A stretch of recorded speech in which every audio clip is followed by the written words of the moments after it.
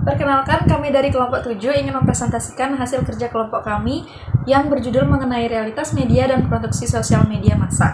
Sebelumnya, perkenalkan, nama saya Nika Dekendi Fajarina Kusuma Udayani dengan NIM 0223010009 bersama dua rekan saya yang bernama saya Nurul Tasri Karisma dengan NIM 0223010007. Saya Anomedisi Wilwan Chavez dengan NIM 0231010024. Materi pertama akan dipresentasikan oleh rekan saya yang bernama Mita. Oke, saya akan menjelaskan apa itu realitas media. Realitas adalah segala hal yang telah dikonsepkan sebagai sesuatu yang mempunyai wujud. Realitas media adalah konsep yang mengacu pada cara media massa seperti televisi, radio, surat kabar, majalah, dan internet. Mempengaruhi persepsi dan pemahaman kita tentang dunia di sekitar kita. Realitas media mencakup cara informasi, berita, dan konten lainnya disajikan kepada kita melalui media, serta dampaknya terhadap cara kita memahami dan mengartikan realitas yang ada. Realitas media mencakup beberapa aspek. Ada 3 aspek. Yang pertama, konstruksi realitas, yaitu media massa memilih, memfilter, dan mempresentasikan informasi kepada khalayak. Yang kedua, mempengaruhi sosial, yaitu media massa memiliki kekuatan yang besar untuk mempengaruhi pandangan, sikap, dan perilaku individu dan masyarakat secara menyeluruh. Yang ketiga, representasi sosial. Media massa juga memiliki peran dalam merepresentasikan kelompok-kelompok sosial, budaya, dan identitasnya. Konstruksi sosial media massa. Konstruksi sosial media massa mengacu pada cara media massa memainkan peran dalam membentuk dan mempengaruhi pemahaman kolektif, persepsi, dan konstruksi sosial kita tentang dunia di sekitar kita. Media massa memiliki kekuatan untuk membentuk agenda publik, mempengaruhi opini publik, dan mengarahkan perhatian masyarakat pada isu-isu tertentu. Aspek konstruksi sosial media, yaitu agenda setting. Media massa memilih dan menyoroti cerita atau isu tertentu yang kemudian menjadi agenda publik. Framing, yaitu media massa menggunakan framing atau cara penyajian untuk mempengaruhi cara kita memahami dan menafsirkan isu-isu tersebut. Yaitu yang ketiga, gatekeeping, yaitu media massa berperan sebagai pemegang kunci gerbang dalam menentukan informasi apa yang akan disampaikan kepada publik. Lalu ada aspek konstruksi sosial media massa, yaitu efek cultivation, yaitu media massa memiliki potensi untuk mempengaruhi cara kita memahami realitas sosial. Melalui paparan yang konsisten terhadap cerita, gambar, dan representasi tertentu, media massa dapat membentuk persepsi dan konstruksi sosial yang berbeda tentang isu-isu tertentu. Lalu ada stereotip dan bias, yaitu media massa dapat mempengaruhi persepsi kita terhadap kelompok atau individu tertentu melalui pemunculan stereotip dan bias yang tidak akurat atau tidak adil. Stereotip ini dapat membentuk pemahaman kolektif tentang kelompok tersebut dan berdampak pada hubungan sosial di masyarakat. Materi selanjutnya akan dibawakan oleh teman saya Ici, Yaitu proses konstruksi dalam media massa. Ada 4. Yang pertama, menyiapkan materi konstruksi berupa benda, orang, kondisi, peristiwa, ide, atau perilaku. Yang kedua, tahap sebaran konstruksi dilakukan dari sebaran media massa yang masing-masing medianya berbeda. Yang ketiga, mengolah realitas melalui proses penyusunan data dan fakta hingga menjadi sebuah cerita yang bermakna. Dan yang terakhir, tahap konfirmasi ketika media massa dan pemirsa memberi argumentasi terhadap pilihannya untuk terlibat dalam pembentukan konstruksi. Strategi dalam mengkonstruksi media massa. Yang pertama, strategi framing, di mana strategi ini merupakan usaha untuk membingkai atau mengemas pesan dengan cara memilih fakta yang mana yang ingin ditonjolkan. Dan yang kedua, penggunaan bahasa.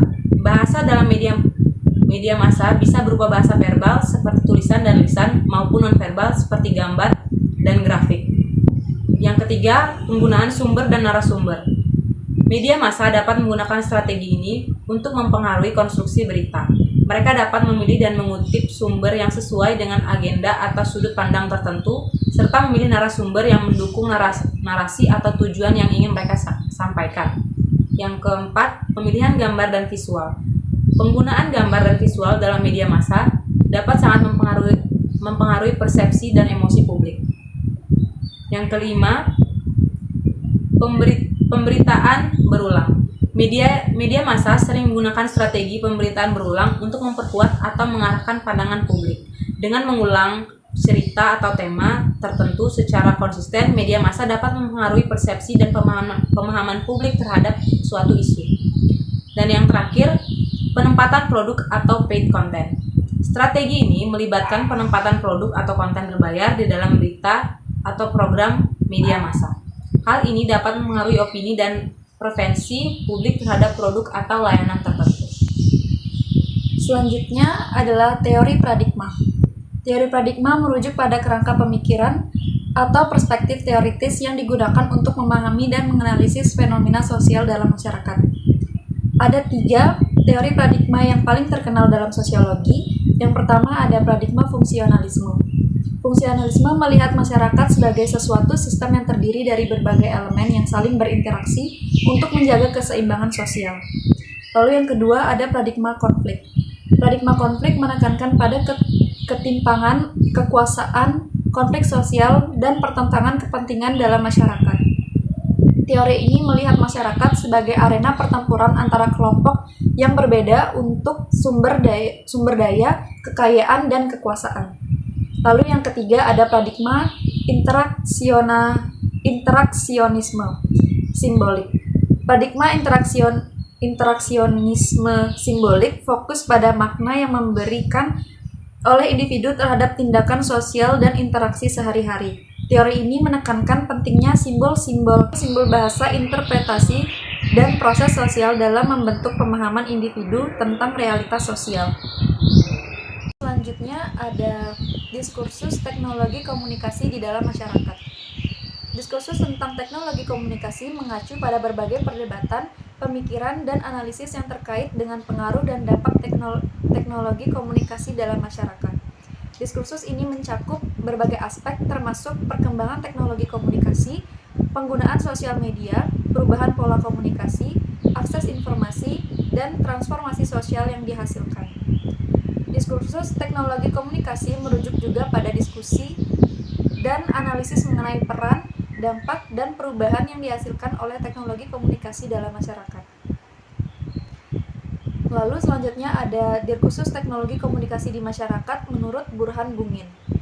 Menurut Burhan Bungin, diskursus teknologi komunikasi di masyarakat melibatkan pemahaman tentang peran teknologi komunikasi dalam mengubah dan mempengaruhi pola komunikasi, dinamika sosial, serta perubahan budaya dalam masyarakat. Menurut Burhan Bungin, diskursus teknologi komunikasi di masyarakat mencakup beberapa isu penting. Yang pertama ada transformasi media. Bungin mengabarkan perubahan media dari era tradisional ke era digital, di mana teknologi komunikasi mempengaruhi lanskap media. Dia membahas pergeseran dari berbagai media cetak ke online, penyebaran berita melalui platform digital, dan perubahan perilaku komunikasi media. Lalu yang kedua ada perubahan sosial. Bungin menyoroti bagaimana teknologi komunikasi telah membawa perubahan sosial dan dalam berbagai aspek kehidupan. Lalu yang ketiga ada partisipasi publik.